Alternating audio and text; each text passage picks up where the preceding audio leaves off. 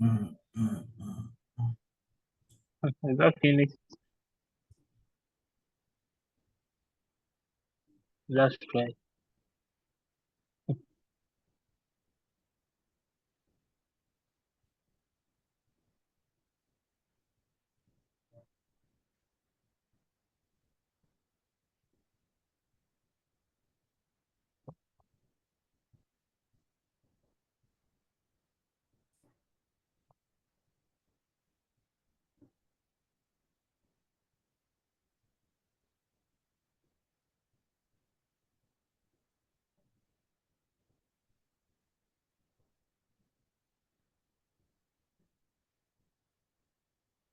Kowalski, I think we can start. Okay. Um, Good evening, guys, and welcome to another session of Bites Time Sessions. I'll be um, facilitator today to share a box that you're going to help exploit due to some misconfigurations. This box is called Access, and it is on Offensive Securities Proving Ground Practice Arena. So the name of the box is Access, and then the description, you didn't say the magic word. I guess in the magic word is saying please and thank you, but we are yet to see. Now the community is rating this very hard, but then actually the difficulty level is intermediate. So without much ado, let's get in. But in summary, there is a website on this target where it is an event management system. Now, what is going to happen is there is a we are going to abuse a web upload functionality so that we'll be able to upload a web shell via an extension blacklist bypass. Now, when we get in and then we have a shell, we see that we have two service accounts where one of them have an SPN attribute set. So this gives us the opportunity to perform Kerberos roasting, and then we get the hash of the service that is running. So we use the PowerShell functionality runners to using the cracked credential that we get from Kerberos to spawn a new shell with elevated privileges. Now, when we just heighten or get to a higher privilege with this new account, we realize that this account has a certain privilege that will, when exploited, will give us full access to write to the root directory, that is drive C. From there, we will find a public exploit where we will write a malicious DDL file, dump it into the Windows spool drivers directory. And then when we call triggers to run the print notify service, we get a system access or a root shell, as you say. So basically, that is everything about access. And then let's begin. I hope you guys are with me. Yeah. Okay, great. So first thing first, we just have to run an nmap scan to scan possible the ports that are open, the services that are running, which I've already done. So that is what I saved as full scan. And that is the command to just run a full nmap scan on the target. So the IP of the target is 192.168.235.187. We run nmap, and this is the number of threads we're using, running full script services, and then versions that are running, preventing full DNS like resolution. We are scanning all 65,356 ports, and then we are saving the output into the file called fullscan.txt. Now, let's see the content of this file. So open this scan and then just see our report. So basically, we have a couple of ports that are opened where we will try and see which one will be of interest to us and then which one to exploit, possibly. Now, port 53 is open. So basically, we have DNS, simple DNS plus service running, and we have port 80, that is HTTP. We see that it is a 64-bit architecture machine. It is running an Apache HTTPD, this version 2.4.48. And then we see that it has PHP running on this, and that's the version of the PHP. So the versions are very important because we can just Google or find out information if these versions are vulnerable, if there are past vulnerabilities being disclosed. And then when that is the title of the page of the HTTP is web page is just access the event. Then there is Kerberos. Yes, Kerberos is basically in a Windows Active Directory domain. It is just a protocol that will define how clients will interact with the network authentication service. So basically, clients will obtain tickets from a Kerberos key distribution center, that is a KDC, and then they will present these tickets to resources or servers that they want to have access to or have connections to, so that they can access services or establish basically connection with them. So our Kerberos ticket will present the client network credentials. So they have to present their credentials to Kerberos, get a ticket, present it to whatever service they're trying to access or connect to, and then they'll have access. So later on, we come to see how we can abuse that. That is 135 is RPC, 139.445 is SMB, and then we have LDAP, the Windows Active Directory. It helps in domain directory navigation, basically keeps attributes and then information about objects in the Active Directory domain. Now, when you look at this, we see that we have the domain name that is access.offsec. So basically, we can open our etc host file and then save that as in our DNS. So let's quickly do that.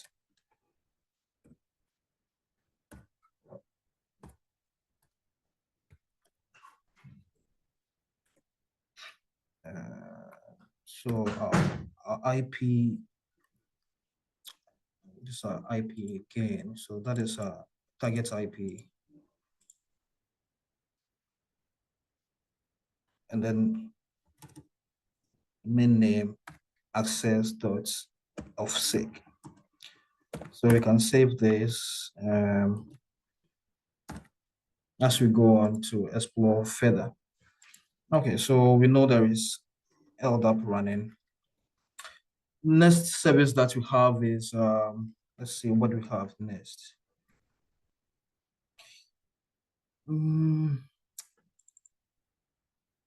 KPass 5. Later on, can Google and then find out what this is. LDAP, Runaway. We have WinRM on 5985, and a few other RPC ports too. So when it comes to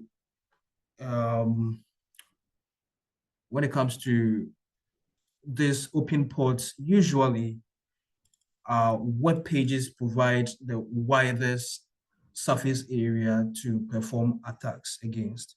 So we can just start with DNS. We can run information about, we can use DIG to do DNS resolutions, find if there is any additional tests. So we can run DIGX on the IP and see the results, what authority is being served, what are there any certificates that are being served, are there any other IPs that this target points to. So that is what we can do with ports 53, sorry, that is your DNS. Now, the most interesting part or curious where we can just very sure that we can get a lot of vulnerabilities to exploit will be our port 80. Now, this is the result from the query. So this, when you look here, there is no authority, there is no answer, just one query, and then we probably didn't receive much feedback from our DNS query. So usually we might not get, in this instance, we're not getting any information that will help us to get access or edge us through our quest of just compromising this target. So look at port 80. Port 80 is basically a website. So we can just access it by using the domain name that we just put in a DNS file, access.offsec, and then it should open the web page for us. Now, when you look at this page, it says, it has a title, the event, access the event. So we're trying to access an event. We can just click around and see what is actually on this website. So it looks like it is a static site with a couple of menus. We have about, speakers, schedule, venue, hotel, gallery, sponsors, and contacts, about, and then all that. So is there any way that we can determine if this can interact, it is dynamic, can interact with users? Can we say, please subscribe subscribe to BTS channel on,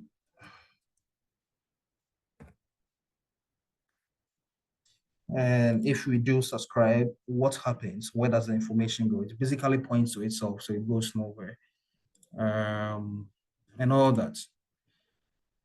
What we can do about websites is basically perform a domain enumeration, see if there are certain paths that we can just follow or access apart from this main page. So we can run subdomain enumeration at the background using, let's say, GoBuster. And GoBuster helps in enumerating the web pages to find out which subdomains are there on this page. So we pick IP 235.138.187 and then perform a domain enumeration on this target, and let's see if there are any hidden directories on this website. So as this run, and then we are getting a couple of hits. We are seeing we have uploads, assets, mobilizer forms, PHP admin examples, uploads, assets, and all that. So this is very important because an upload will give users the opportunity to send specific types of file to the website. So let's try and see what we have here on the uploads. So basically this is even public. That means every user can access this site. So what rings a bell is there probably exists a file upload vulnerability that we can exploit. So where do we get our initial point where we can just send a file or a test or whatever to this web page to cause mayhem? Now, when we click on buy tickets, we are presented with this. So we have standard access, pro access, and then premium access. When we click on any of them premium, at least we have a lot of money to spare. So we can just put dummy data in here and choose a file to upload. So can we just create any file and then just upload that file? So we're going to create a quick file, whatever file that should be. Let's say we echo say, let's say, subscribe to BTS on YouTube.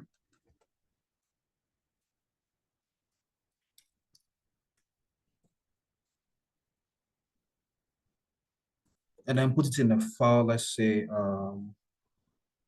a test file, and then with an extension TST. Okay, so if you try to upload this, what happens? Now, when it comes to web applications, we have this particular application called Web Suite that is used in web application pen testing, penetration testing, where we can intercept traffic and then analyze what is being sent. So we can manipulate it several times and then see the outcome before it hits the server. That is after when we have the desired results that we need. So we can employ this to analyze what is actually happening when we send that file. How is it being processed? And what will be the outcome from the web page? So we turn an intercept on and then turn this proxy on. We select a file. Which file are we going to send BTS? We created tests.txt. So when we do purchase the ticket, we get this. So this is basically the raw bytes that you're sending, the traffic that you're sending to the target. We can just forward this to repeater where we can manipulate this data before it hits the server, or we can send it several times and then see the response that we get from the server. Now in here, so this is the form where we filled. Here we just our name, our email, and then the type of service that we chose, that is the Pro Access, and then the content of our file. And then the content type, it says it's a plain text and all that. So when we send this, that is a post request, the method, we get an OK, and then we say we get you will shortly receive payment link via email. So that is accepted. A TST file is accepted. So when we get this, when we know that we are able to send files to the target, then we might think, okay, what if we send a malicious file, something like a web shell, where we will be able to get an instance on the server, get a shell on the server, and then execute commands from there. So that would be cool. So usually we'll be thinking, okay, so based on our enumeration of the ports open, we saw that this is a PHP application. So we could just find a PHP web shell and then try to upload that and see if that is also accepted. Now, when that is accepted, that means there is no security. Basically, we can just run routes on the target. So we'll find a PHP web shell script that is. So this looks good. We can copy it into our current directory and then see the contents that, yes, it is what we actually looking for. Okay, so that's good. Winterwolf PHP, you can just Google, that is a PHP script that will just get us a web shell. So we can try and also upload that and then see what the feedback will be. So we turn or we disable our web proxy and then try to buy another ticket and then send the malicious file.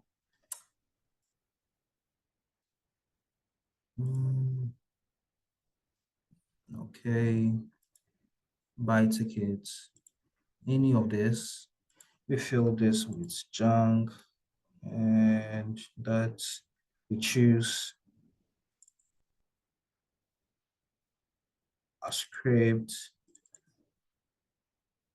Okay, So when we attempt to just send this file, we get an error that says that the extension is not allowed. So we're thinking, okay, so there is security in place that is blocking certain types of files, and then some other files are being allowed to go. So playing with this, we could just find several ways of just manipulating our web shell so that we can be able to bypass this restriction and then get a shell on the target. So we'll try again, but this time we're going to intercept it with Beb and then try to manipulate the data that we send in. Are you guys with me so far?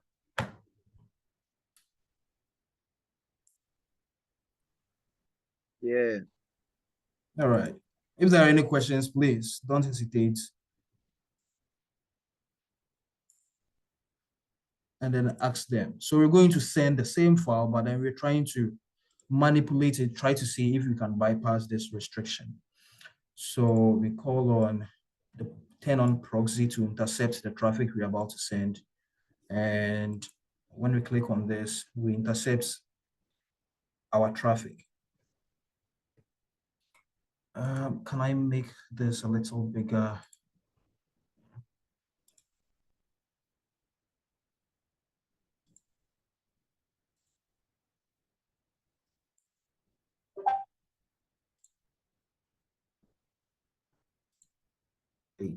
Okay, this should be okay. I hope this is clearer.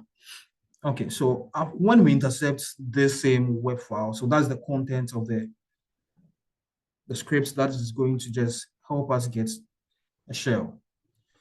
Now, when you look at this, okay, so we have webshell.php. We can try to manipulate this and just let the application think, okay, this is not a PHP file, so probably an image file, a test document and all that.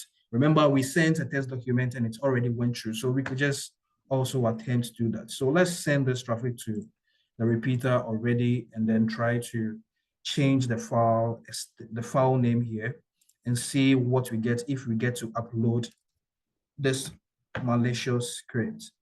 So we are pending .txt to it before the PHP to let it think. Usually when you just read the name of the file, you get here, it just ignores the rest. Let's see if it does that. So we send this and then we still get a feedback. The file extension is not allowed.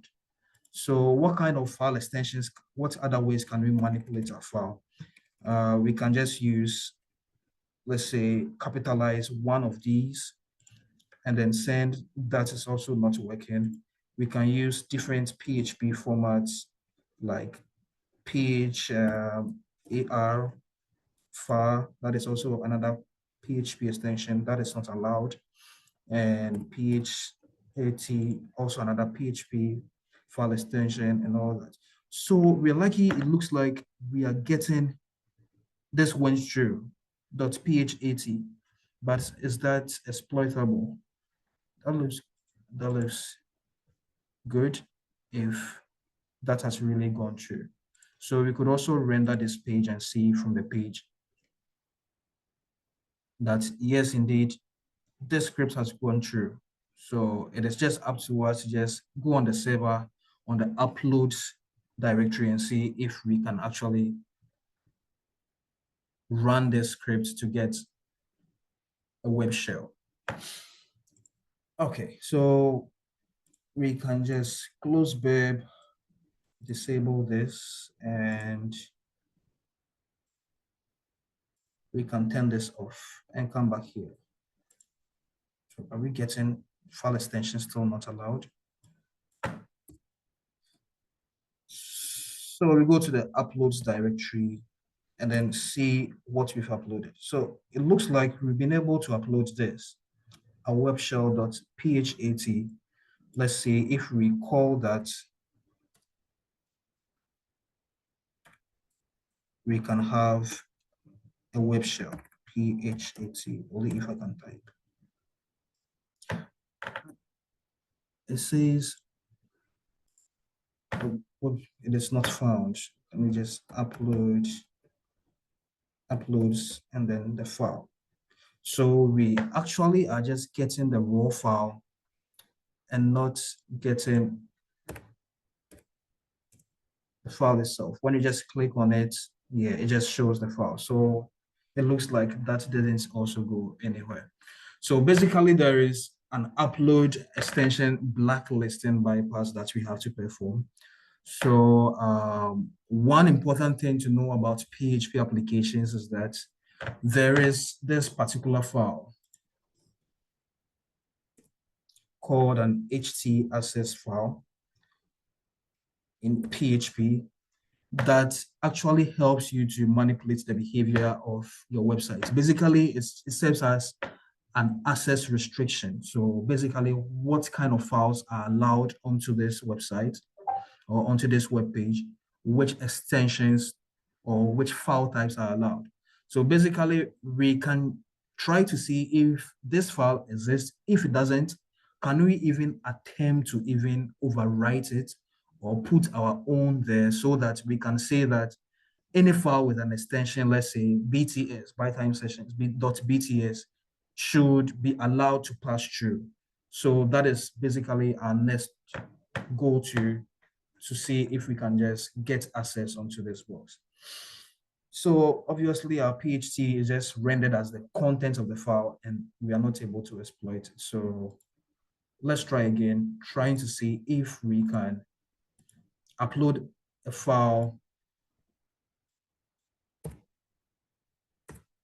an htaccess file. So basically we just have to write to that file. But how does that look like? So with this, there was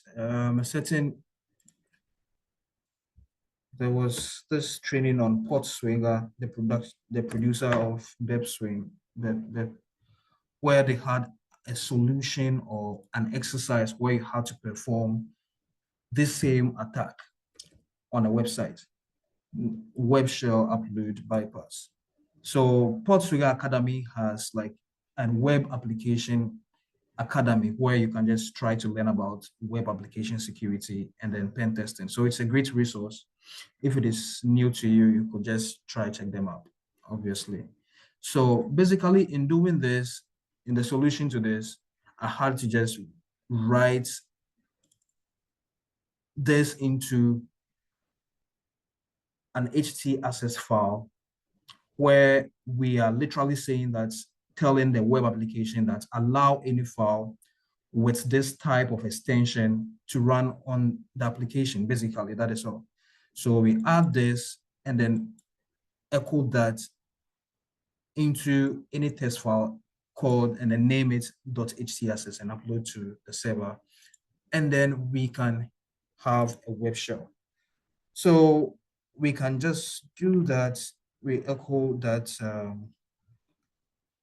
we echo this, and let's say we're going to call our extension byte time sessions, so .bts. So if you see any file that has an extension of .bts, please allow that file to go through. And in Linux, most operating systems, any file that begins with a dot with a file name is a hidden file.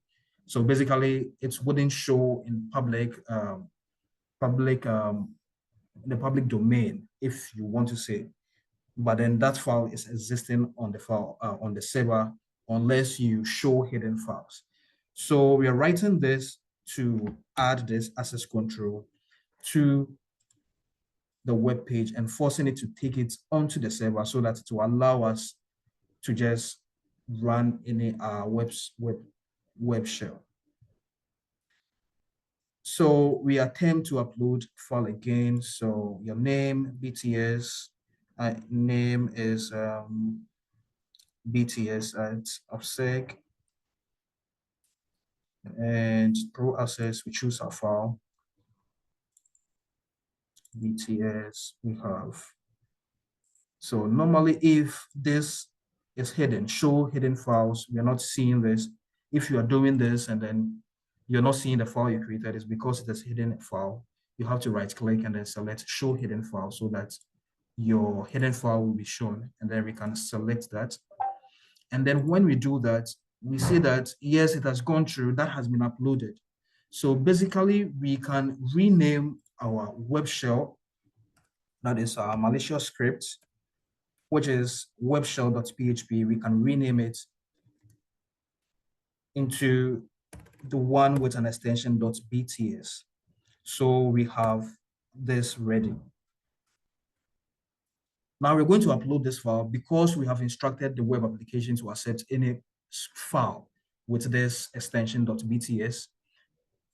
It will gladly accept our word and then take that in. So we're going to try to upload this again. And name is BTS, of course, BTS at OPSEC. We have our ticket type. We're going to choose our malicious script that hopefully should be able to give us a web shell. So we choose the file and then we say purchase, and then that is good. Looking at this, yes, we will shortly receive payment link. That means the file has been uploaded. So we can go to our uploads directory and then see what we have there.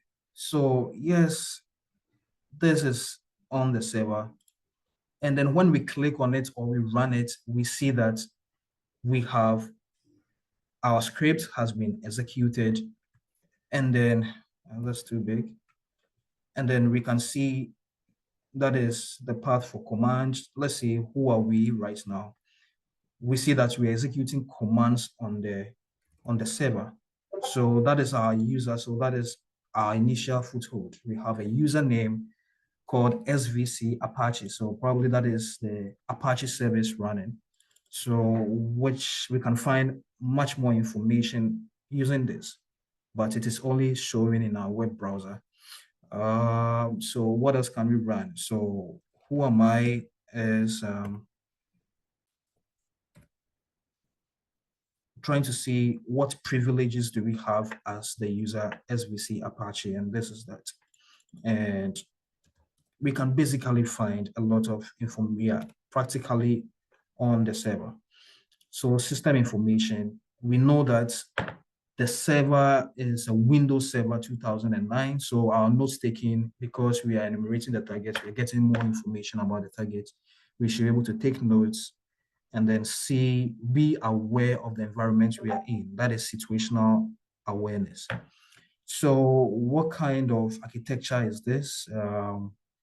We should see that is the domain. So then it's in a domain called access.offsec. And this should be the directory that's a system directory is in. And it is a 64-bit architecture machine. So if we're running any exploits or preparing exploits, we should be based on x64.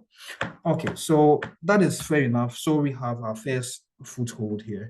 So the next thing is try to get a shell. So we're going to have to get a reverse shell in our terminal so that we can interact with the box on our command line. So what you have to do is, I tried there are a lot of ways to just get a reverse shell. You can just go to RevShell, revshells.com, and then you can generate a reverse shell. Basically, it's your IP, you put in the ports, the listening ports that you want to get this from. Because we are dealing with a Windows box, we can just choose to get a PHP, a PowerShell reverse shell, PowerShell script, and we want to get what shell are we receiving? Is it a command prompt, a CDM, or a PowerShell? So you can just do all that. But I realized that when dealing with this box, this shell caused a little bit of problems. The only thing that worked was running netcuts, actually. So we're just going to do with that. So there is this tool called curl, and curl is just a popular command line tool for sending and receiving HTTP requests, and then also checking their responses. So we can use curl to actually get netcat from our box. So that means we have to serve netcat. So first I have to find where I have netcat on my machine and then bring it to this particular directory and then serve this here. So this looks good in my var dub directory. So I'm going to copy this executable to my present directory so that when I look here, I have netcat here. So I can just serve netcat to the target. So we just spawn a simple Python server on port 80. So that means that we can make requests to our own attack box ourselves and then get this file from a machine and transfer it to the target. So when you come here to the web page, yes, curl, you give the IP address, that is your IP address where you are serving your malicious script from, the name of the file that we want to send to the target, and then -o is for the output of the file, and then we are saving it in the current directory, wherever the directory that we find ourselves in, and then we're naming it with the same name, netnc.exe. So when we run this, let me just bring this here so you see it's being saved. When we run this, we will see that this server will reach out to our box, and then we see the request, get a get request to take this file that we specify. So basically, when we get back to this box. On Windows, you use if it is PowerShell, to just view the current directory, like what is in this current directory, just like we use ls on Linux. When we run there, we will see that we have transferred netcat here, and then that is an example application running that is serving the HTTP, the Apache file server running. That is our current directory, and this is where we are in the uploads directory on the target. So we have sent netcat over there. That is an executable file, just like how we uploaded our web shell and then other files that we've dealt before. Our htaccess that we uploaded on the server is all there. So we have netcat. So basically we can execute netcat to get a reverse shell now. So when we run netcat, we call on the executable. So this executable file that is in this current directory, we say send, that is our IP. We are executing netcat on this port, and then the command that we are executing is to send us a CMD shell. So we just have to also create a receiver.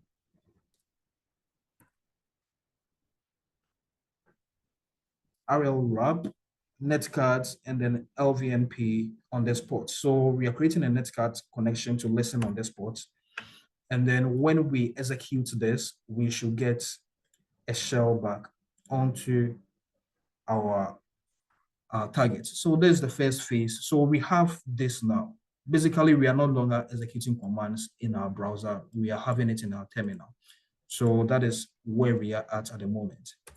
Please, if you have any questions up to this point, I'm open. Maxam, cyber admin, and Akata One, Kula, Goffred, Norm, and Pab, and then Noyeben, and all that. Guys, if there are any questions so far, Phoenix, please let me know so that I can move on. If there aren't any, then I can just go ahead. Is everything okay? Is everyone okay up to this point? Yeah, everything is okay. Everything is cool. Okay, that's fine. So in Yes, current, I'm cool. Yes, okay, guys, thanks. Are there any messages? Maxam, try and then just get, if there are questions in the chat too, just do let me know so that we address it and then move on. So now No problem. we have our foothold in here, and then we are on the box. So the next stage is, what can we do on this box? Are there any privileges that we can exploit? Are there applications on this box that we can exploit? Are there services that we can are vulnerable that we can exploit? So basically, we just start enumerating again and again and again. So the next thing is to just check, okay, so what do we have here? Which kind of users are on this box and all that. So when you look at the users on this box, who are these users on this box? So when we go to our users directory, what users do we have? So basically the default, we have administrator, of course, we have SVC Apache and then SVC MSSQL. So these are services, basically. Services, MSSQL is a database, Microsoft SQL Server. And then there is Apache that we are currently as because we exploited a web application. So we are Apache, the service Apache. So how is there, can we just move straight to be an administrator, or there is something that we can exploit to be a different user, just like on Linux? Whereas if we can just get, if we want to change our username, basically if I run who am I here? I am Kowalski. But if there are other users on this box, can I execute commands as those users? Like I want to be root. So, but then I have to provide a password to be root. So basically, if you want to execute commands or become another user, you should know their credentials, the passwords and all that. So is that something that we could also probably explore here? When we can also look at services that are running on this box using task list, and then you see the services that are running at the moment on the box. So if there are any that are out of ordinary, that are not normal, or that are vulnerable, that we could just Google, find out, is this service exploitable? Is this vulnerable? Then we can go ahead and then find that.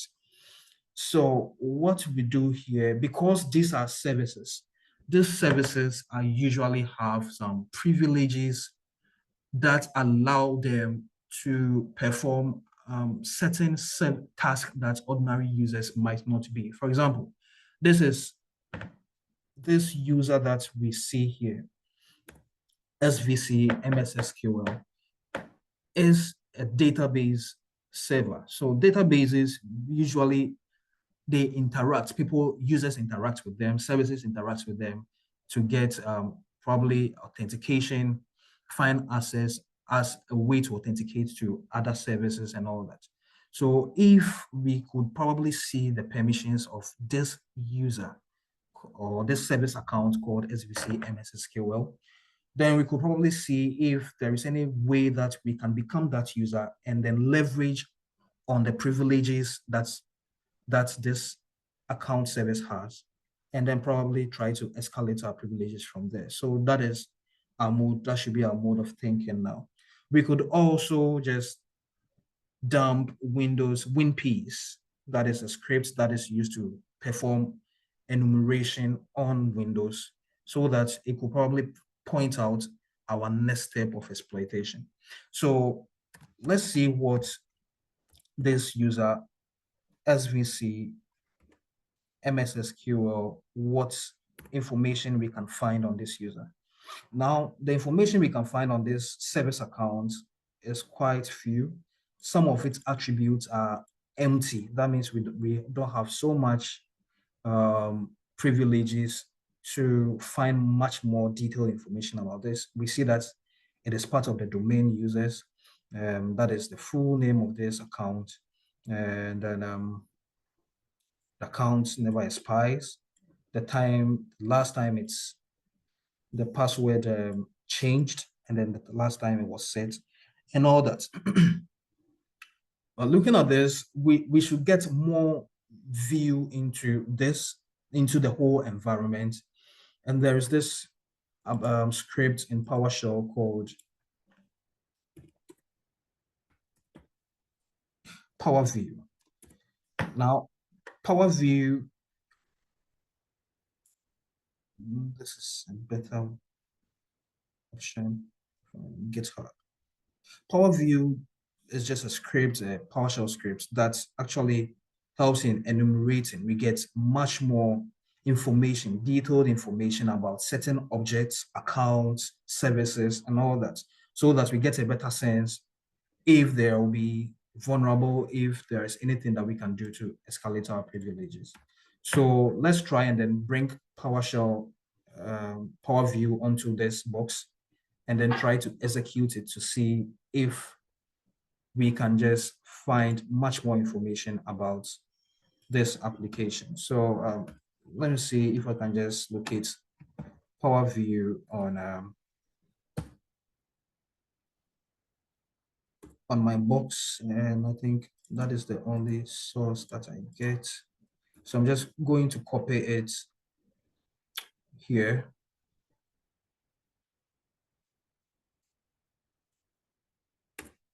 So I have Power View here, and I can save it. Remember, we are running a Python server here to save our script. So basically, I'm still in the same directory, just a different window in the terminal. So I have Power View here, so I can just transfer this, and then we will see that it will be saved to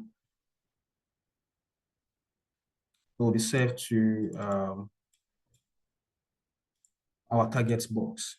So we can call on curl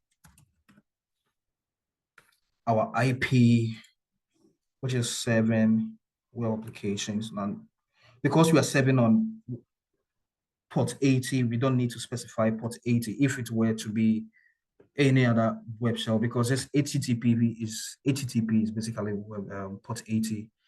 It will just go to that port. But if we served this on different ports, let's say 8080, 1337, and what have you, we would have had to specify that in here. So don't forget that. So the name of the file that you're trying to save there is just powerview.ps1. That is a PowerShell script. Just lazy, just copy and paste. We output that file to our current directory, and then call it by the same name. So when we do this, we'll see that the file should be saved. Yeah, we got this, and then that should be in our current directory now. So that is Power View.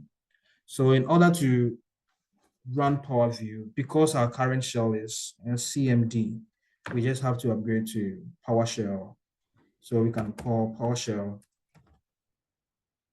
And it's always good to, because we'll be running scripts that are not native or popular or whose we will just use this flag AP execution policy. We're trying to bypass it so that we can run any script so far as it is just written in PowerShell on the box. So we drop into PowerShell, and then next thing is to try to import the model, the PowerShell, our Power View script. So we import this model called that is in the current directory called Power View. Now, when we do this, we get a feedback. Now, we can run any scripts that is in the Power View script that we just uploaded here. So what we need to do is to just get information about this MS SQL service account that we are so much interested in. So get net user, and the name of the user we are interested in is, of course, the service account for MS SQL. So when we run this,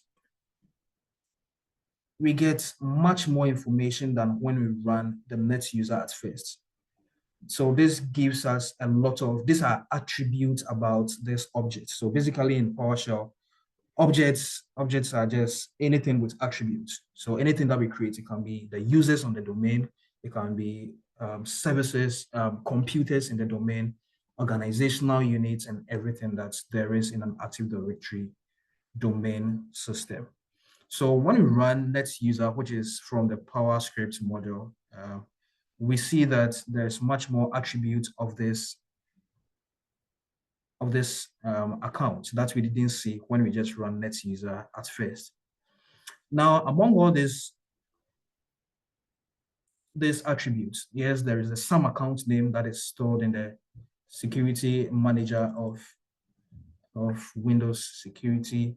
There is instance type, there is user account control, the password does not expire, and all that. But there is one important thing that is very, very critical, and I'm just staring at it. I'm throwing to you guys. What do you think is the most important thing that starts with an S that we can see here, which is associated with Kerberos that we can take advantage of? Yes, I throw it to you guys. You've been too quiet. Is it you are just enjoying what is going on, or you are lost, or there is something else going, or everybody's asleep? Because I know it's just rained and then the weather is just chill. Where are you? Cyber admin, Maxam, Phoenix, Makata one. We are with you. Yeah, so any guesses here? What is very peculiar that you think? It starts with an S anyway. Object SID. Come again. Object SID. Objects SID. Object SID. Yeah. So what is an object SID? That is a security identifier for this particular object. So basically, it's just a reference to this particular user account name. Yes, that can be important. Yes, that can be important. What else?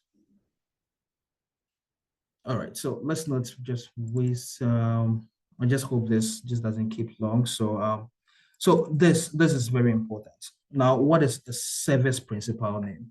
So we see the service principal name is MSSQL SVC. That's a service that is from the DC domain controller. On the domain controller, this is the SPN. Now, when you say SPN, what does it mean? So an SPN basically is a unique identifier of a service instance. So that uniquely identifies the service. Now, Kerberos authentication uses SPN or service principal names to associate any service instance with, let's say, with a service signing account. So basically, by doing so, it will allow any client application to request service authentication for an account, even if the client doesn't have an account name. So basically, this is a way that this service is asking for authentication from Kerberos by submitting its credentials. And this credential will be like a hash of its password to the Kerberos authentication system to get access to whatever resource that it is trying to reach on an Active Directory. So basically, what this rings a bell about, or this points to, is Kerberosing. So all these terms, you could just Google them and then just see what an SPN is.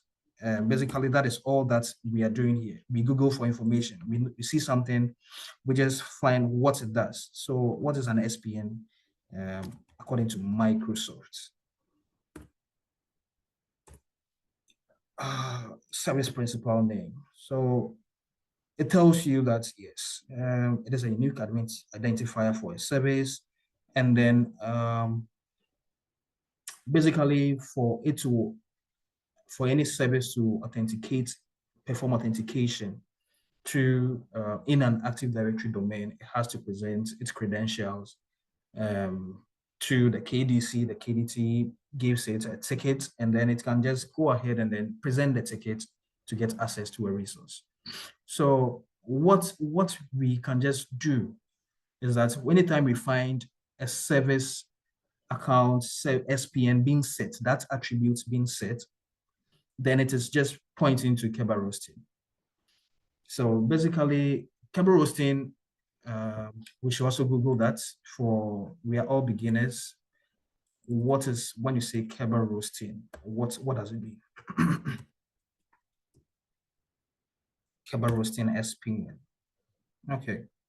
So basically, it is saying that it is an attack that abuses Kerberos protocol to harvest password hashes for Active Directory user accounts that have service principal names. I hope you guys are with me. So because that SPN was set for this user account, a service account, we can basically perform Kerberosing by basically extracting the password hash for this account. So that can be beneficial.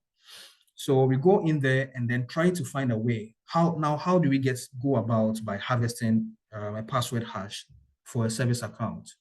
So what we do is we fall on a tool that is written in C# called Rebus. So what is Rebus in performing Kerberos roasting? So GhostSpark, that is most of the tools, the files, the scripts that we use, the smart people have already written scripts to do that. So it makes our job really easy. We don't have to write our own tools right now. So basically, Rebus is a C# toolset for that actually interacts with Kerberos and then abuses it, basically. So if you don't have Rebus or have never used it, you can just download it from this repo and then try it out on this target or any target that when you enumerate, you see the SPN being set. Are we all good? So let's go and then find Rebus. I think I should have it on my machine.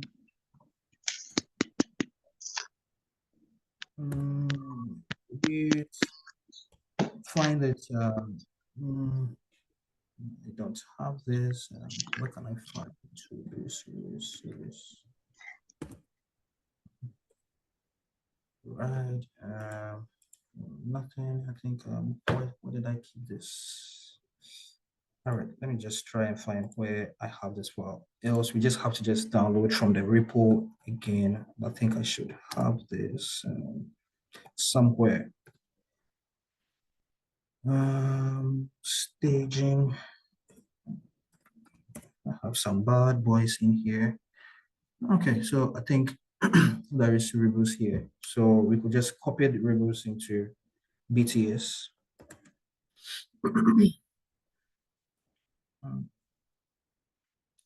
Rebus. All right, so that's into, I think, OCP, PJ.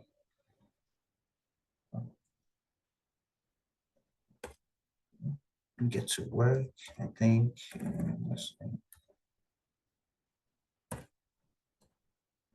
Just something like that. Practice gets BTS. Okay, so we've copied the Rebus back to this directory. We can just go back there and then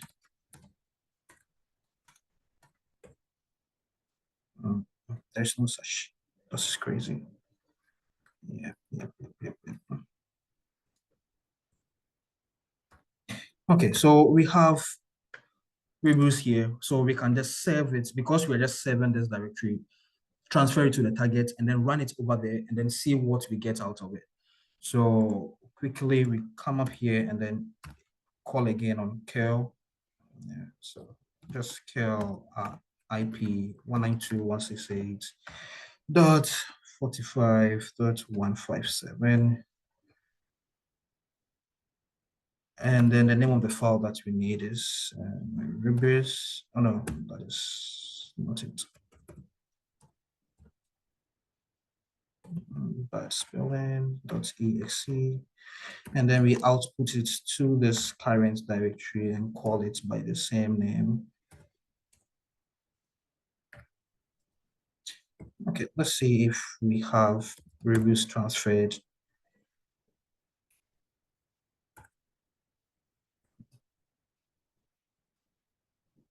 Okay, so we have Rebus here. So we can basically run Rebus and then try to get the password hash for this service user account SVC MSSQL because it has the attribute SPN being set. So we can run Rebus here. So that's Rebus.exe. And then we say we have to perform a Kerberos. Now, when we run this, it should be able to retrieve so this, what we see here is the password hash for this user who had the SPN being set, attributes being set. That is our service account for MS SQL. Now this doesn't look good. We have to just copy this and try to crack this hash. So what we can do is to run this again and then say no wrap so that we can copy it, because when we do, all these are white spaces that will be part and then part of the file that we will copy. So when we add a no wrap, it should just take away all those white space and then wrap it nicely for us. And then we can just copy this into a file and then try to crack this open. All right, so we have this. Let's get back to our box and then try to crack it offline, off the box, because we don't have the tools on the box to crack this actually. So we can just create, let's say we nano any file, let's say keb.hash, that is the Kerberos hash, and then copy the files, the hash in this. Okay, so we can see this being this. So this is the hash that we've just been able to dump from the MS SQL service. Now, to crack this, we can use a tool called Hashcat. Hashcat is basically for cracking passwords, hashes, and all that have you. But we have to know the mode in which to operate or run Hashcat in. So what we do is you can go to Hashcat wiki or just use the man page for Hashcat and search for this. This will be like a signature. That is, if a certain hash looks like this, Hashcat should run and then crack it in this mode that it should be able to find it and crack. So let's say if we can go to Hashcat wiki, where it has the list of modes in which to run or crack hashes from. So you can see that different hashes. So MD5, so if it sees MD5 with a salt, then it should use this mode to run and then crack that file. So what we are looking for, because this is a lot of hash types, we copied our signature and then we just paste it here so that we can be able to sort through or then filter and then see that. Now we know that the hash type is a Kerberos 5. That is a TGS rib. So the mode that we should run Hashcat in is 1300. So that is that. So you see that our signature is basically exactly like what we saw. So this is the signature followed by the service name or the user account that we're trying to break. And that is what you see here. So basically we're running Hashcat in this mode, 1300. So when we get back on our machine, we call on Hashcat, and then we say operate in this mode, use this mode. That is, you are cracking, you are passing a hash that has, that is of type Kerberos 5 or a TGS reply. And then the name of our file here was keb hash. So we pass the name of the file containing our hash to Hashcat. That is keb hash in our current directory. This forces to just ignore every warning that it might just post to us. You know, we are living carefree. We don't really care. Just ignore all warnings like a stray kid. And then this is the word list that we are trying to crack the hash from. So basically, look at the word list. If this hash matches any of these words, then basically that is our answer. That is the credential or the plain text password that we need. So we wait for Hashcat to do its magic, and quickly it looks like, what is the status? Yes, our hash has been cracked. And this is the hash that we presented to Hashcat, and the answer or the plain text password from which this type of Kerberos hash is generated from is this. So basically the user SVC MS SQL has the password trust no one, which is very true actually, but at a point in time, you have to trust someone. So we know the password of this user. Now, how can we run application, or how can we abuse this? Is it that we have to go off the server and then try to find a different way of getting access to this box? So first things first, or we can try, is this actually true? We can use a tool called NetExec. NetExec is a network execution tool that we can run on various services or protocols to check if we can enumerate. For example, this is on SMB. Can we enumerate shares? Can we say that this is this credentials that we are passing to works on this particular service application? Now, the password for our current, our new discovered user is trust no one. That is the password. That is the, and then the user's name is SBC _ MSSQL. So basically, NetExec is a network execution tool. We are running it on this service called SMB, Server Message Log, which, yes, we found it that it is running on our target when we did our enumeration. It runs on port 139 and then 445. This is we have to put the target IP in here, which this, I'm not sure it's our target IP unless it is. 235.187, 235.187,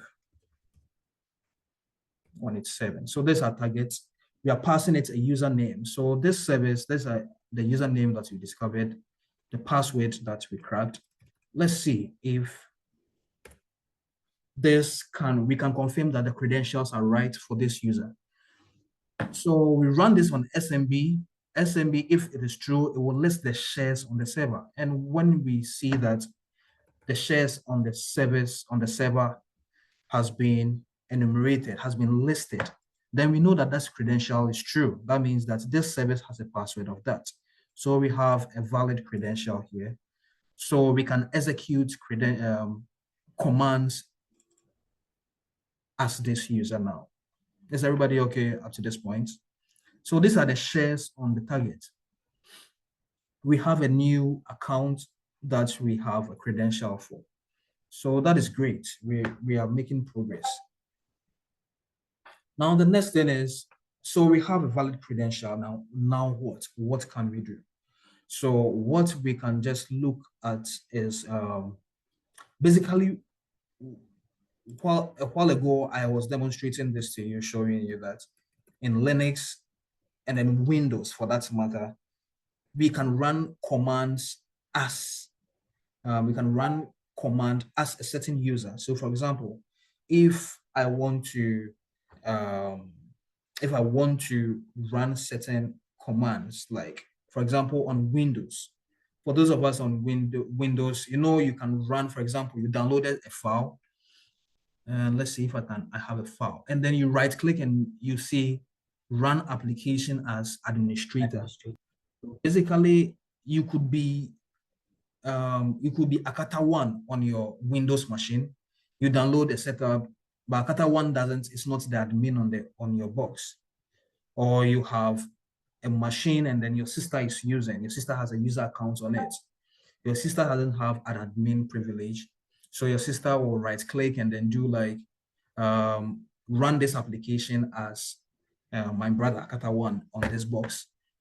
But then Akata1 has to know Akata1's password to be able to authenticate and then run that. So basically it's the same idea on Windows. Windows has this functionality called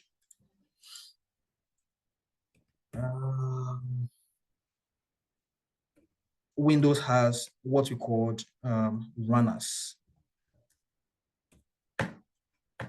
So runners is when you look at through the web, we're not even opening that link. it says that it is a command line tool that is built into Windows, Vista, and some other versions to run as a command line in a command prompt. So you type run as, which user are you trying to run as, and then you supply the password for that user. And if it is right, you run an application, you start a service, you stop a service as that user which you indicated. So that is basically what we have to do next. We have valid credential on the Windows box. We can start an application, stop an application, run a service, execute a command as that user. So that is where we've gotten to. Now, there is a PowerShell script that we can use to run certain applications, the runners script, PowerShell 2. So let's first get that onto our box and then share it or save it onto our target. So this one is called an invoke run as. So this helps us to run an application or a command as a different user. So this one by Antonio Coco is good. So we can basically either download this or just copy the raw file. And then we can go to our box and then create a file, maybe that, and then paste the code that we copied from GitHub in here. So we just copied this from GitHub. Basically, we didn't write any of this. So this is the owner. You can go to this site and then just copy this PowerShell script that helps us to run commands as a different user. So we just create that file and then we just save it and then we are out of here. So when we look in our current directory, we have the invoke runners.ps1, that is a PowerShell script. So what we do is we just copy this file to our target. And then our IP 192.168.45.157. And then the name of the file that we are trying to save onto the target is this. And then we save it in the current directory as that same name. Okay, so do we have our file here? Invoke runners, yes. We have been able to transfer the file on the target. Now to run this, we first have to just import the model to the invoke model. So we just import this module called invoke runners.ps1. Just make it bigger. Okay, so it was just earlier on, this was creating some problems, but I think we should be good from here. So after doing that, now we can invoke this runners, and then we basically pass, what do you want to run? Who do you want to run whatever you want to invoke as? So runners, not the script again. We supply a username. So the name of the user that we have been able to crack, the cable roasted, was SVC MS SQL. That is a username. The password of this user, which we cracked using hashcat. Password, only if I can type. Password, trust no one. And then what command do we want to execute? So we're going to do a test command. So let's run a command that says, like, let's try to see if we can see that we can truly execute a command as this user. So basically, when we run runners as our current user, we saw that we were SVC Apache. That was the user that we were currently on this box. Now we're trying to run or execute a command as a different user, which is SVC MSSQL. So when you run this, provided these credentials are correct, which we've confirmed with NetExec, then we know that we should expect that this command should result that we are SVC MSSQL. So let's give this a shot and then see the outcome. So that was great. And then we see that the result of this is that, yes, we are SVC MSSQL because we use the correct credential. We have a PowerShell script that enables how to run any command as a different user. So up to this point, we have a second user now. We can execute command as this user. So I'm throwing to you guys, what do you think we should do next? Are my guys here? Are my guys here? Maxam, Phoenix, Cooler, NO7_M3. We can execute command as a different user now. So what do we do? Any ideas, guys? Any ideas? Try getting the password of the administrator, then try running the command as the administrator. Okay, that is a good idea. That's a good suggestion. But right now, there hasn't been a clear path of getting to be an administrator yet. There is no way that we know yet currently that we get the password of an administrator. But then I want to ask, what do you suggest? How do you suggest that we go about finding a password for administrator? We only have password for one user who is called the SVC MSSQL. This. Do you have any idea? Can you make any suggestions how we can go about getting the credentials of the administrator?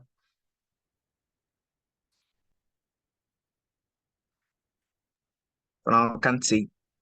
Probably by bypass. Use account bypass. That's what I can think of. We should just do a bypass. Oh, all right, so that is cool. When we get there, I think we will do it. We will do that. So any other suggestion? Any other idea, guys, ladies, gentlemen?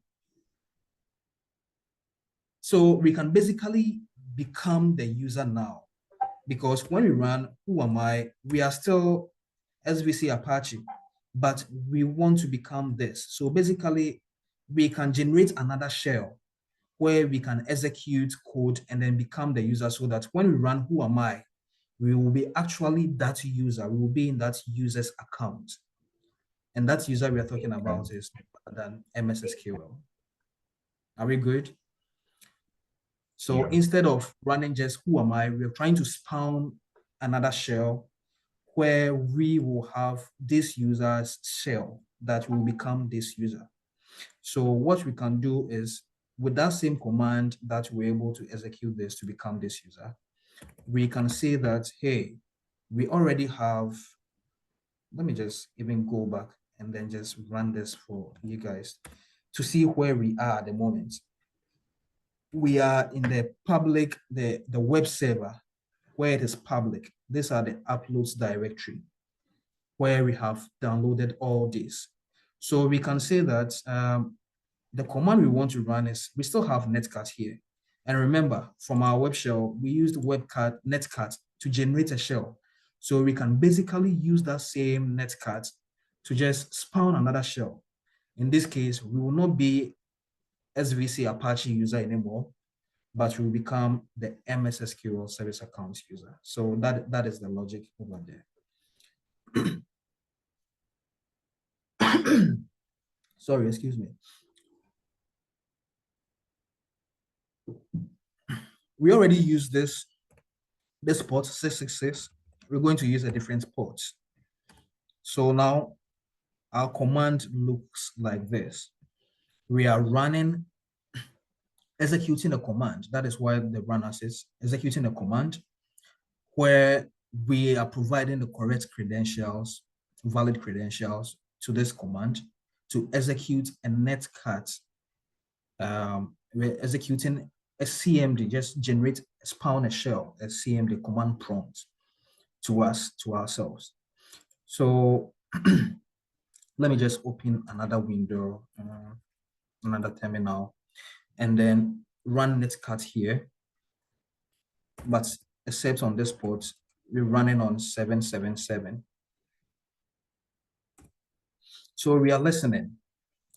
So let me just name this BTS. We're going to run this command and then catch a shell. So now, earlier on when we ran this before it showed us that who am I? And then we got MSSQL. This time we say send a shell to the port and it will obey. And right now, when we check who we are right now, we will see that we are now the MSSQL user now. So that is quite, we've moved from one user to be another user. Think of it like if you're on Windows, you're on your computer, you have a user account in there. Let's say you have Kweku and then Abena. So Kweku is already logged in. If Kweku signs out and then Abena comes, Abena should just, to log in into her desktop, she should supply her username and password. And then when it is correct, she's given a welcome to a desktop. That is basically what we've done. So we've changed to become another user. Now, what next can we do? So what superpowers does this user has? So we can run who am I and then all to just show all the privileges that this user has.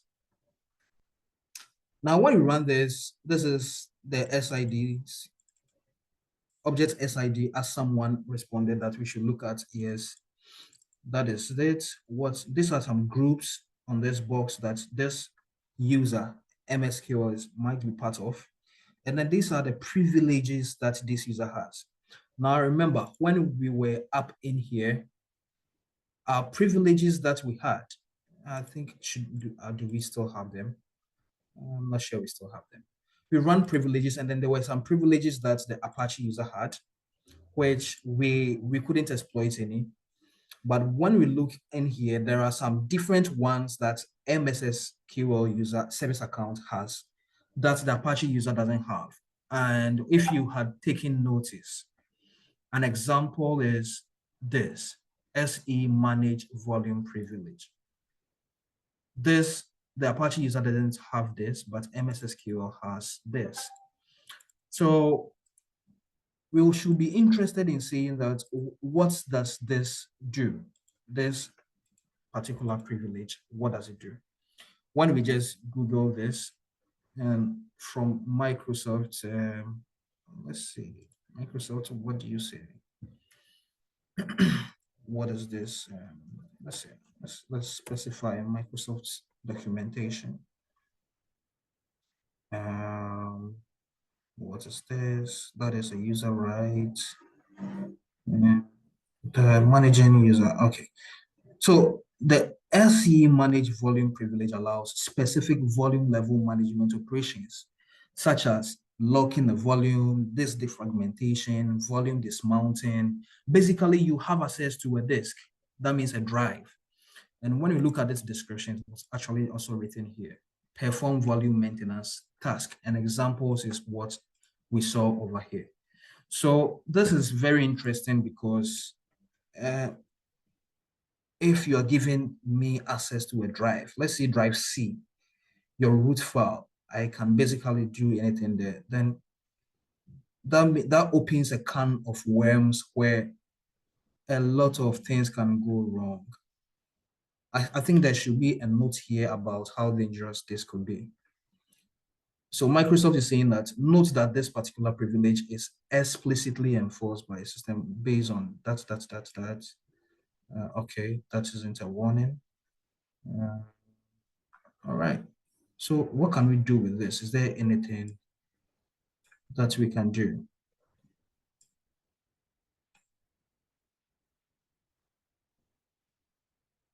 Allow specific volume level management tasks like this, that. The determination of whether this privilege is held by the caller is by the system reference and all that. Okay, so basically this privilege allows us to have access to perform some services on drive C, on any drive basically, but we only have drive C here that we own, that it should just be important to us. But we're just being curious, what kind of permissions or access controls that we have on drive C? Like what can we do on this drive. On this drive, we see that administrator has, of course, full access. And these are the permission levels anyway. We can just Google iCalculus and then see what they mean. OI, CI, F. F, I know just full. When you have this, you have complete authority, just like NT system has full, the administrator has full access in drive C. Now, when we are built-in users, we are part of the users that are built-in. Now, built-in user, we only can read and then execute files in here. What does it mean? So let's backtrack. Let's make those. Let's backtrack and then see. This is our drive C. All right. Our drive C. What can we do here? That is what we will run iCalculus on. And we saw that we can only read and execute files here. So what does it mean? Can we let's call on PowerShell. Let's fall into PowerShell. So if I want to like create a file on drive C, echo midnight.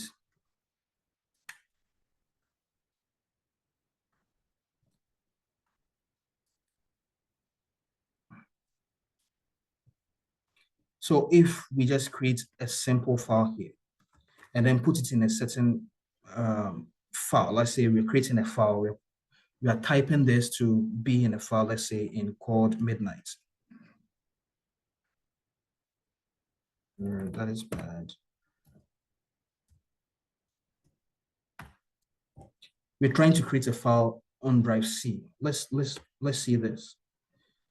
Now, in trying to create a file in drive C, we have no access here. Because that is why it's saying that it is being denied because we have no access to this path. So basically, we can't write or create any file. Basically, if we could, then we could just put some malicious file in drive C and then run some program and then it will just trigger it.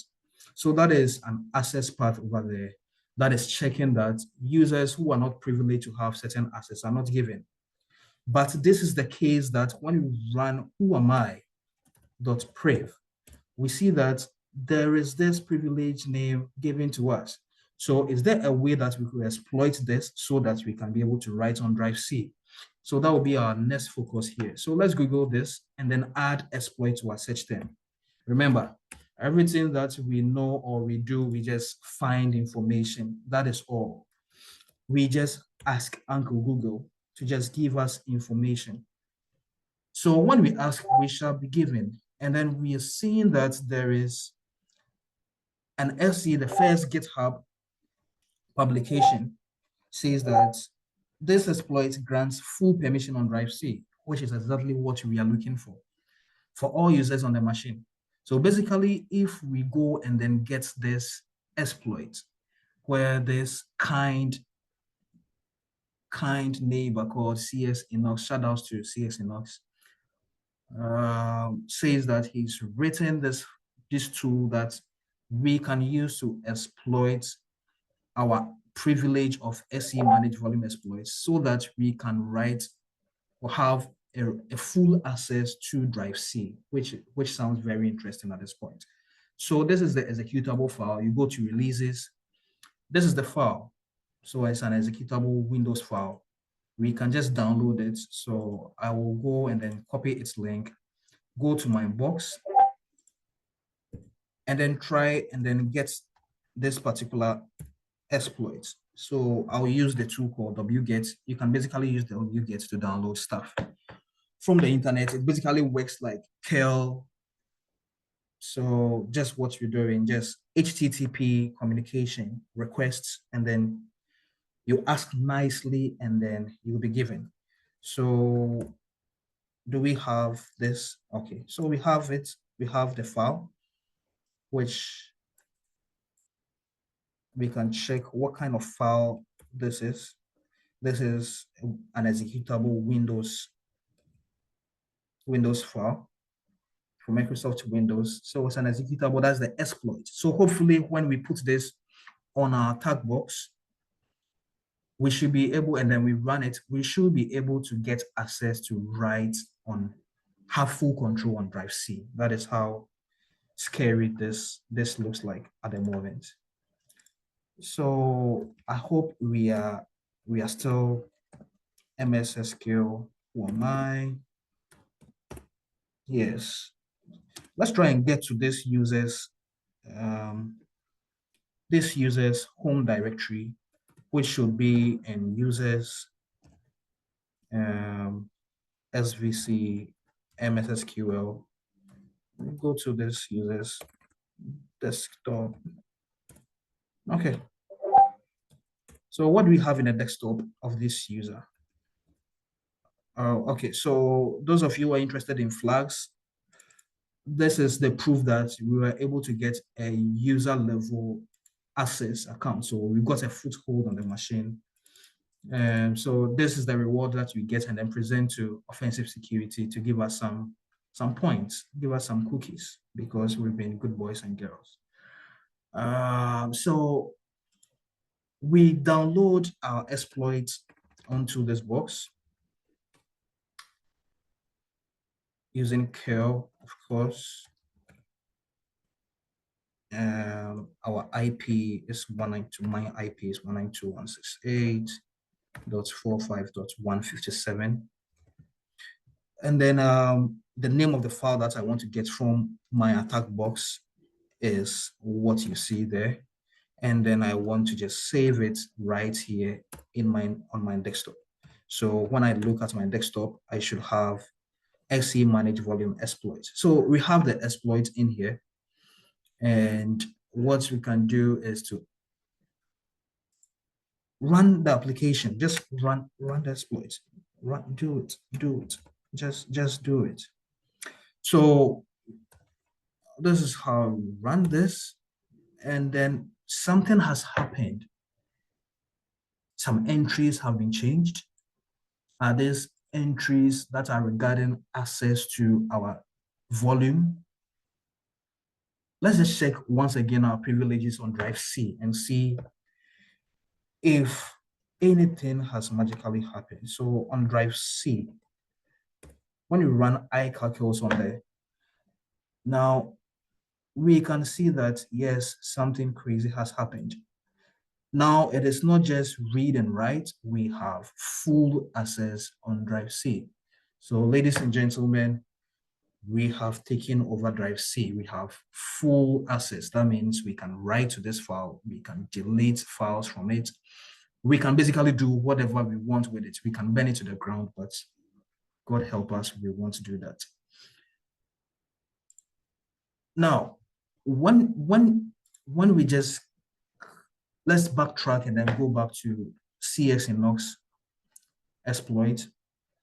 It's saying that with this newfound superpower of a full access to drive C, we can basically overwrite a certain DDL.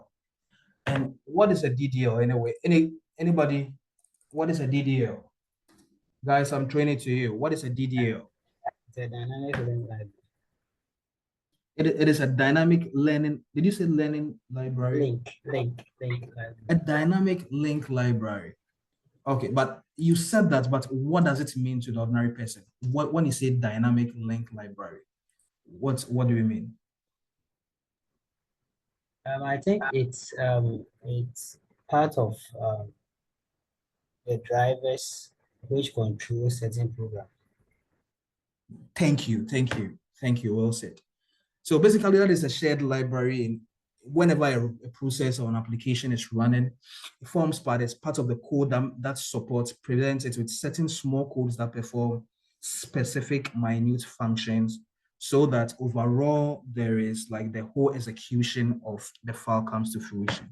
So basically, that is what it is. Thank you. Well said, gentlemen. So what this is saying that we can basically create our malicious DDL. That means we're going to hijack some DDL, or basically we're just going to overwrite it. We can delete that particular DDL and put a malicious DDL there. Then we can trigger the application that uses this DDL. And when that application runs, then whatever we put inside our malicious script, which is in the DDL, will be executed. And I hope by now you know what we are all thinking. We have to create a malicious DDL that is a reverse shell, so that when we retrigger the application that relies on that DDL, we can have a reverse shell. So that is the whole thing and the logic over there. So we're just going to do that. So we have to create a DDL called printconfig.ddl. Now, printconfig, actually, when you look at the directory where it is saying that we should place this file, it is part of Windows spool services. That is, it is associated with printing. This object makes reference to this object called print notify. Now, print notify basically is print notify. What does it do? Print notify. I think it is part of this service for printing extensions and notifications. So basically, when you print, send a print command, whatever feedback that you see, the printer says this document is in queue, this is getting printed, and all that feedback that we get, that forms, this DDL forms part of that print notify object. So we're going to just hijack that DDL, put a malicious script in there, and then we get a reverse shell and get full access to the box. So in writing a malicious DDL script, we use MSF Venom. Now, MSF Venom, we are building on this architecture, and because the box is a 64-bit architecture, we are using this payload, that is a Windows 64-bit architecture, shell reverse TCP. Our local host is our target box, just like we used NCAT to do the reverse shell. That is a local host, that is where it will point to our port that will be listening on 1337. And then F for the file type, we are creating a DDL, that is the file type that we are creating. If this were to be an executable file, our file type will be an exe. So basically, note the difference. And then when we are done writing all that, we output the file into a printconfig.ddl as this exploitation directive from CS-NOS on GitHub says. So we quickly generate our malicious DDL called printconfig.ddl. When it is done, we will save it into the directory, which it says we can overwrite. That is in great. So we have our malicious file that is printconfig. So we can quickly save this to the location. Now, which location are we supposed to drop this DDL? So we can go to this location, delete the original DDL there, and then put ours. Or when we just download to that part, it overwrites the existing one with the same name, basically. So that is what we're going to do. We get back in here. We can basically go to the directory where we are told to just replace the DDL file. So we get in here, Windows System 32, spool drivers, 64-bit, and then /3, that is the directory we are going in. So we are in here, then we can import our malicious printconfig DDL using curl. My boy curl has been on duty today. Our IPs, get this from my attack box 192.168.45.157. Now in here, the name of the file that you're trying to get is printconfig.ddl, which is the malicious DDL file we just created using MSF Venom. DLL, sorry. So printconfig.dal, and then we output this file right here in this current directory, printconfig.dll. So when we do that, do we have it? Yes. Was it saved? Yes, we have it. And then yes, so we do have the file in here. So how do we trigger the print notify application or service? So there was instruction as to the exploitation part. Generate a custom DDL, and then we just locate it here. So do we have this fulfilled, this part fulfilled? I guess we can say yes, because when we just do this, we see that yes, the file is in there in this directory. So this is our file, our bad file, our evil file. Now, what else are we supposed to do? We are supposed to just trigger the print notify object using this command. So this PowerShell command, what does it do? So basically, it is just what is happening in there is what is happening? We're going to create a get type of this class ID, and this class ID actually points to this print notify object in the drivers, that is in the spool of our drivers, the printing drivers. So it makes reference to this and then creates an instance of it. Now, when it is that called, it's basically calling the print notify object to execute. And when it does that, we should get a reverse shell. But mind you, we already said that we're going to receive that shell on port 1337. So I am just going to open another window. That's a new instance of the terminal. And then I run my port listener to listen on port 1337 for any incoming traffic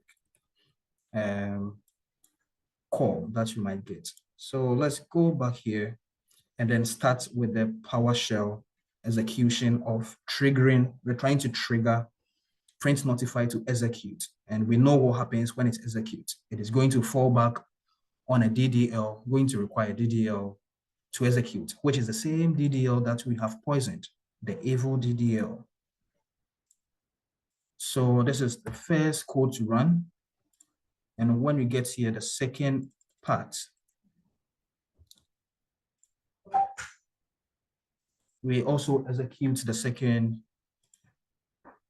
part of this attack, that is to activate the print notify object. So we just, fingers crossed, when we just run this, because it will load the DLL, the print config DLL, our script should be executed. And just like that, we see that we have a callback here. And then let's see who are we on this box right now. And we see that we are NT authority system now. That means we have full control. We have found this box by exploiting that particular privilege, which was SE managed volume privilege, which the MSSQL user had access to. So basically, we've been able to just compromise this box, and basically we can just look at the administrators. We can log into the administrators desktop and then find files that are there. And basically the files that are there, basically the flags that we need to present. So let's see if indeed we can read the administrator. Can go to the administrator's desktop and then see if there is a certain file that shows proof that yes, we've compromised this machine. And yes, that file is available to us, and then we can read to it. So that is basically the conclusion of this box access, where we had to just get access to a web shell by compromising or writing a .ht access file onto the box, so that we can actually be included an extension that is allowed, so that we can have to just put our own web shell on the box. Then we had web shell, which we executed, and then we were able to just become another user, which was a service account, MSSQL, where we had to do Kerberos roasting to grab the hash of that user account, which we cracked with Hashcat. Now we used Rubius to do that. Then we also transferred runners. We invoked runners to run any command as the user that we've compromised, that is MSSQL, which we generated a web shell. Now we check the privileges of MSSQL, and then it had access to run any command, or he has the option of compromising or writing files to the drives. Now we were able to use a publicly available exploit to run and then get full access to drive C, where a lot of bad things can happen if any user can have full access to the drive. So what we did was to write a malicious DLL, dynamic link library file, which was actually a reverse shell. When we triggered the application that relied on that DLL, we escalated our privileges and then became system. So that is basically what we've been able to do, and then have full control of this box. Now you can go ahead and then do your post-compromise enumeration, find as much as information on this box. So guys, it has been a chill evening having you guys around, and I look forward to just hanging around with you guys. If you have any questions, please don't hesitate and ask. If you can't do that here, probably on our Discord channel, when these videos are uploaded on YouTube, go to YouTube, buy time sessions, and then please subscribe to the channel, comment on the videos, and share with your friends so that you help our community grow. All right, so go to YouTube, like the videos that are uploaded there, go through them. There are tons of knowledge being shared in there by other facilitators.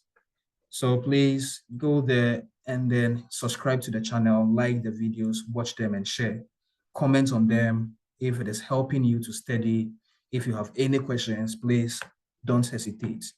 Thank you once again, and then have a nice evening, guys. I'll see you some other time. Hello, Maxam, moderator.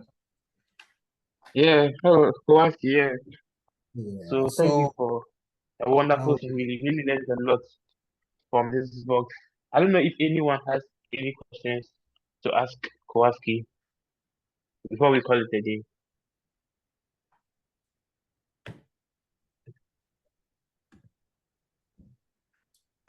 Guys, come on, questions. Right. If no one has a question, I think I have one. Is there any other way to abuse that privilege that we have, apart trying to poison a service and then using that spawn or like spawning a shell when the service gets run? Is there any Oh, you other mean way? the point where we executed this point where we run the command as a different user? Yeah, we had access to the box as MSSQL, and then we checked our privileges to realize that it Okay. privileges to the entire volume, right? And then we use that exploit to actually take full advantage of that privilege. And then Okay. upon doing the ICA CLS, we realized that we had full access to the C drive, right? So, like, we having full access to the C drive, like, do you think there's any other possible way to elevate our privileges other than like the service thing? Oh, okay. Yeah. So basically, apart from we getting access to the C drive, mean that basically every application that relied on any dynamic link library, a DLL file, we could basically also poison that and then trigger the application. It wouldn't be drivers, probably it might be, let's see, there were tons of applications that were running. So for example, when we navigate to drive C, And then let's list the processes here. So let's say if we want to go to program files, what applications are there? We'd have to just basically, these are applications that are running. Are any of them dependent on some DLL that we might be able to exploit? Is it like the photo viewer? Does it depend on any DLL that are available? We could probably just also delete that DLL and then replace that with it. Can we schedule a Okay. task and just make it like the admin actually scheduled it? Even though no, at that point, I think we don't have the admin credentials, so we might not schedule a task as an admin. So basically, anything that is writable here, we could export. We could also create an executable file that is basically like a reverse shell.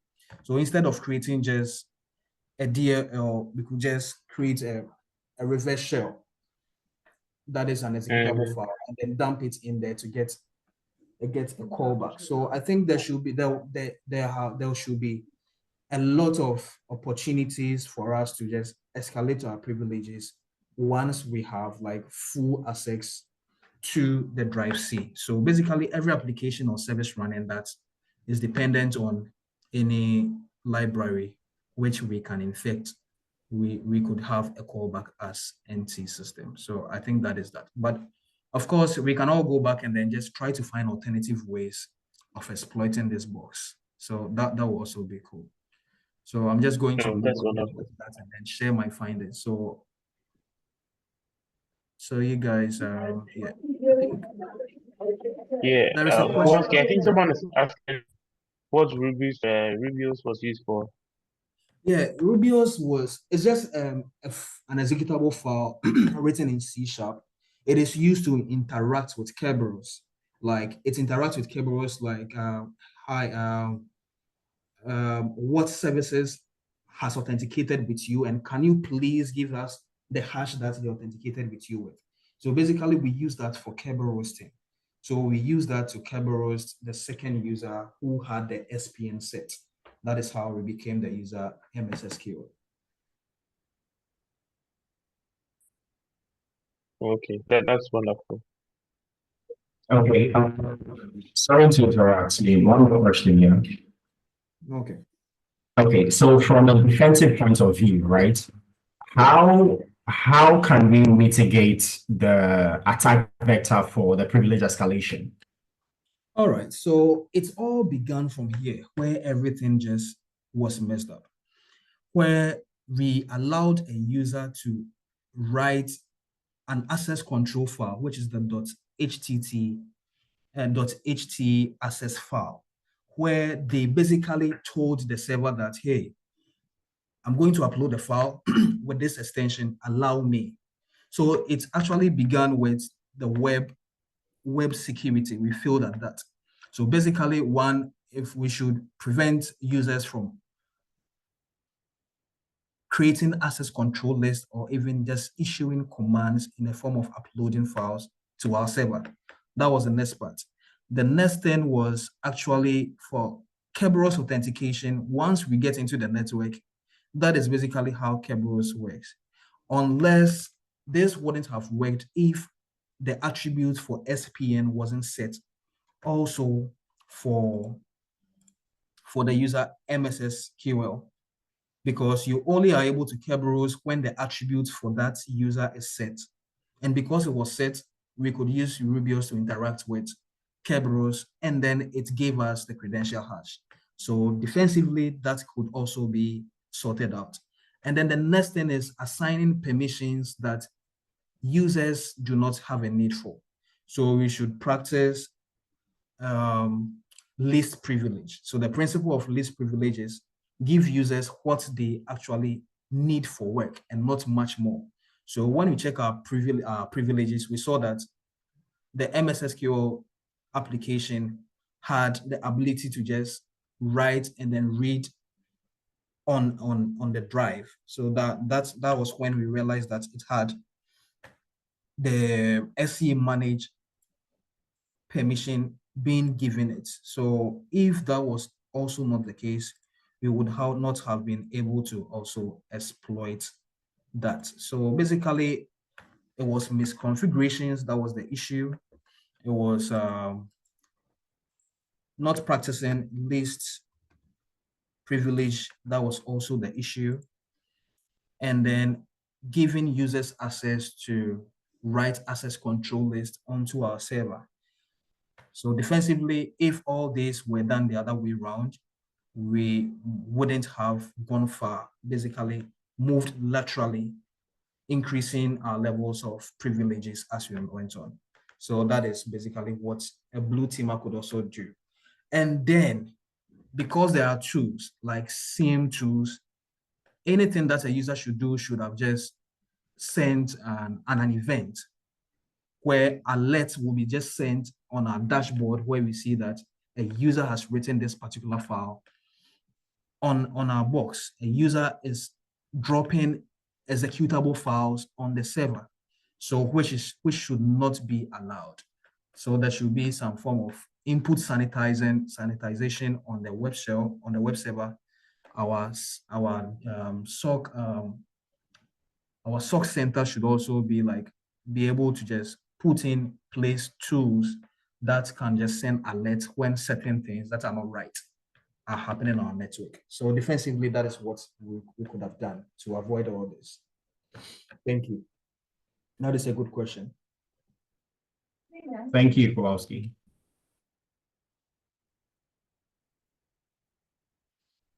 All right, Maxim, it's almost like 2 hours. This is like the longest session that we've ever had.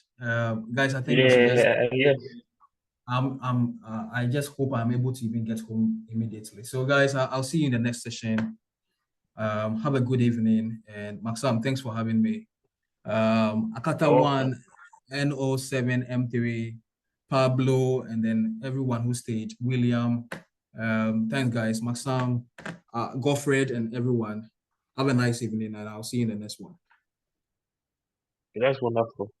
All right, so I guess we can call it a day. I hope everyone has enjoyed the session.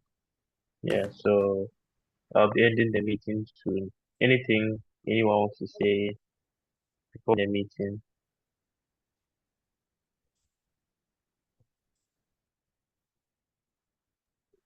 Well, I would like to say thank you for the insights. This